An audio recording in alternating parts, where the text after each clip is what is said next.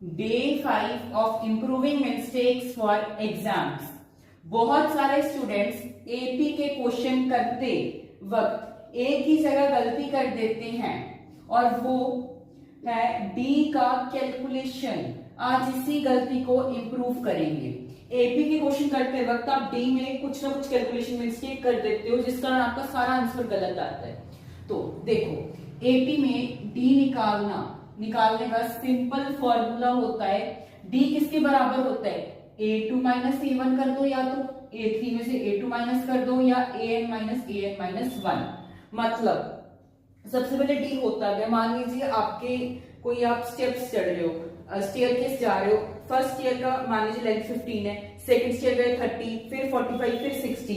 जो हर एक गैप में एक फिल हो रहा है ना, जो हर एक स्टेयर पे एक डिस्टेंस बढ़ रहा है, वो जो डिस्टेंस बढ़ रहा है उसको हम डी बोलते हैं। अब जैसे पर स्टूडेंट्स गलती से डी को कैलकुलेट करते वक्त a2 माइनस an या a1 माइनस a2 कर देते हैं, जिस वजह से सारा क्वेश्चन गलत हो जाता है। वैसे तो डी a2 में से a1 माइनस करके निकलता है, लेकिन बच्चे a1 में से a2 कर देंगे, जिस कारण क्लियरली डी गलत आएगा।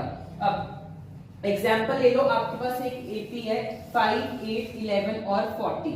अब यहाँ करेक्ट डी क्या होगा, या तो a2 में से a1 माइनस कर दो, या a3 में से a2 माइनस कर दो, या फिर a4 में से a3 माइनस कर दो, कुछ भी कर दो, आपके पास डी आ जाएगी 8 माइनस 5 यानी कि 3।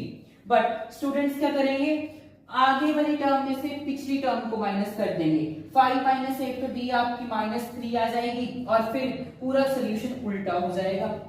अब ऑलवेज याद रखो, दिमाग में अपनी चीज बिठा लो, कॉमन डिफरेंस यानी कि डी हमेशा नेक्स्ट टर्म में से प्रीवियस टर्म होता है। वेरी इंपॉर्टेंट, जो कॉमन डिफरेंस होता है वो नेक्स्ट टर्म यानी कि जो आगे टर्म लिखी गई है, अगली टर्म में से आपको प्रीवियस टर्म यानी कि पिछली टर्म माइनस करनी, जो आगे की टर्म है उसमें से आपको प्रीवियस वाली टर्म को सब्ट्रैक्ट करना है। अब मतलब a2 minus a1, a3 minus a2, और ये हर जगह सेम आना चाहिए। ये भी चीज इंपॉर्टेंट है, अगर आपकी first term, second term, third term सबकी डी सेम आनी चाहिए। अगर कहीं नेगेटिव आ जाता है तो कहीं आपने उल्टा तो नहीं कर दे, देख लेना।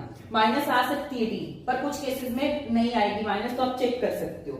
अब एग्जाम में जब भी आपको क्वेश्चन करो तो पहले डी को ही चेक कर लेना, उसके बाद क्वेश्चन को करना।